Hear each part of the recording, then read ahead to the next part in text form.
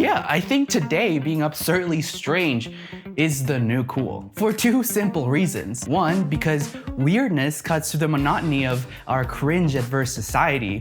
And two, simply being strange conjures up our most authentic selves. And nothing pulls me in more than someone completely unafraid to show me exactly who they are. So today I want to talk about three, call them unconventional artists who truly understand and utilize their uniqueness to their advantage. They're all Nordic, and I don't know why, it just kind of happened to work out like that. We could call them our Nordic triangle. Anyway, if this video reached you, then it's likely you are an artist or a creative person yourself, and I wanted to open a discussion about these three artists specifically because there's this phenomenon amongst our community that it's kind of starting to bug me a little bit, this artistic conservatism. Now, I'm not here to trash it or shame anyone. I'm someone who much prefers to understand things. But I do think artistic conservatism has major drawbacks. First off, I totally acknowledge the existence of pretentious, meretricious experimental art. In recent years, there has been this rise on novelty devoid of substance. But I think maybe we're going too far in the opposite direction. Avant-garde art, or experimental art, serves a purpose, in my opinion. It's free exploration, trying things for the sake of trying things, failing freely and occasionally stumbling across uniquely awesome stuff. Like, you'll remember Björk, the Icelandic singer-songwriter from the 90s? Weird, eccentric, unique. Even as the icon that she was, I really doubt that she would have broken into the mainstream today. Because the 90s were a time where people really tried cool shit on mainstream platforms like MTV. I don't know, I wasn't there. That's not to say that our generation doesn't try cool stuff. It's just that as art has become a lot more democratic with the rise of social media, we can now indulge in our weird little niche art to our gluttonous heart's content. While simultaneously, we're seeing a rise of arrogant people who impose their highly objective aesthetic standards on everyone. I think it's a sign of impotency if you think you have to add cruelty to your work for it to be considered art. It's as though we've forgotten that opinions are just opinions. Björk's brand was massively eccentric and performative, and I mean that very literally. Her 2001 Oscar appearance, where she wore that swan dress and walked around the red carpet laying eggs, it's weird as shit.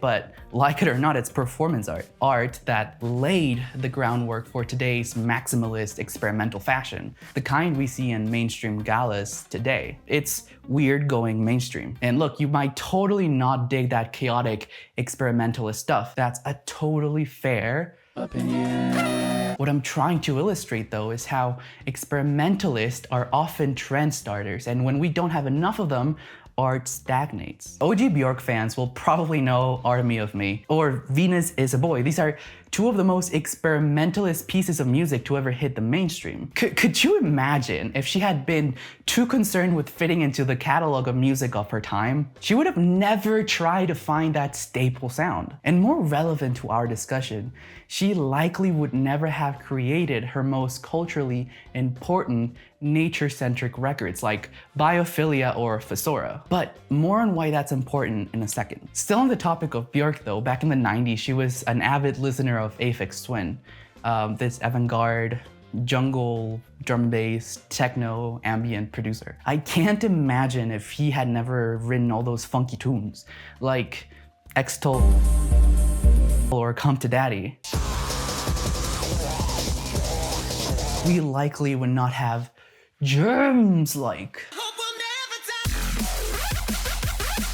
drum and bass, like many other genres, started off as avant-garde. But you say, not mainstream enough. I say, fair. So take someone like Aurora, our way through the Nordic triangle. Candid, ethereal, whimsical. Known for her figureless, chaotic approach to living, what makes her compelling, in my opinion, is her uncompromising effort to try stuff. Her music hops genres or even maybe disregards them completely. Like, isn't it at least the tiniest bit hilarious how the famous Frozen voice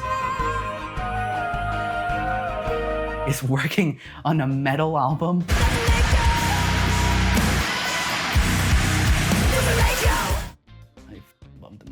like nature is a pretty big part of her artistic statement. She's spoken about forests, rivers, and wildlife amongst other things inspiring her creative process, like with her song The Seed, protesting environmental destruction. Or her song A Soul with No King,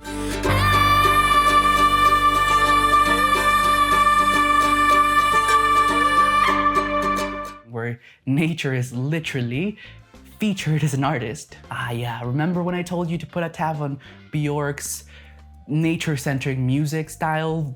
This is why. Notice how this thread of biomusic we're uncovering seems to be distinctly Nordic? But more importantly, pay attention to this gradient we're discovering. This path from obscure to mainstream. This will all make sense in a second. In the context of biomusic and at the base of our Nordic triangle, we have one of my all-time favorite living composers. I discovered Anna Þorvaldsdóttir when in music school I had to do a research project on a living composer, all within the context of classical music. She was on this list of recommended living composers, and not gonna lie, I picked her for the drip. Straight aura. Her music in a way serves as the foundation of this biomusic genre, what I guess you could call its abstract point of emergence. If you listen to a piece like Row, you immediately get transported to this grand, foggy, volcanic landscape. You get hypnotized by the underlying stillness, interrupted by the crackling of the earth beneath you. I hear a river of lava blazing tenaciously in the distance, its heat scorching everything in its path. And there's something uniquely serene about unadulterated nature at work. Or at least that's what the piece means to me. If we place Anna at the base of our biomusic pillar, Björk in the middle, and Aurora towards the top, we can see the clear gradient I was talking about. This transition from obscure to accessible, from abstract to popular. That's where the magic of people like Anna really shine. They are this abstract platter of ideas that are incredibly inspiring. They're what happens when you don't need to meet record sale quotas or have to listen to a tyrannical record label. It's pure, uncorrupted creativity. If I may give you one recommendation, one artist to another, it would be to try weird stuff, because from strangeness comes the most novel and profound ideas.